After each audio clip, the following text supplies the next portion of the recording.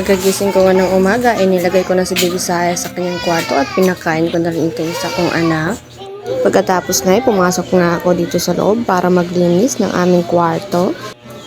At ayan, pumasok na si Nazma dito sa kwarto para naman sumamok dito sa aking ginagawa. Sumamok talaga.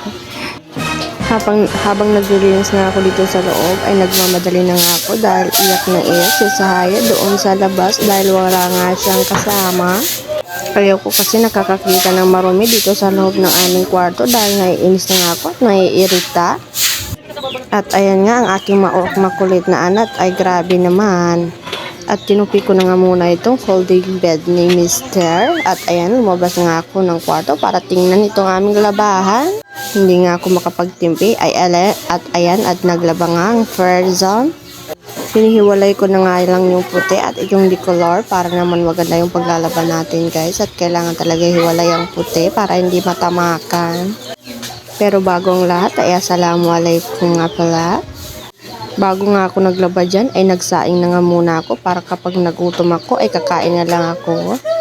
Tapos pinasuso at pinakain ko na rin ang aking dalawang anak.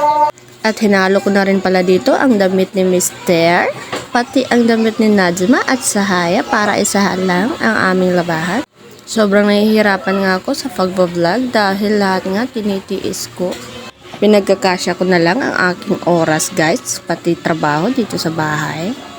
Minsan nga ay nawawalan na nga ako ng gana. At ayan, at binalikan ko ang aking anak at tapos na pala siya sa kanyang pagsuso at ibinigay na nga sa akin ang kanyang suso guys. At iniwan ko nga siya ulit sa kanyang crib. At pumunta nga ako sa taas ng aming bahay para doon na lang magsampay dahil mainit doon. At madali lang natutuyo ang aming mga damit dito kasi nga sobrang init dito sa taas.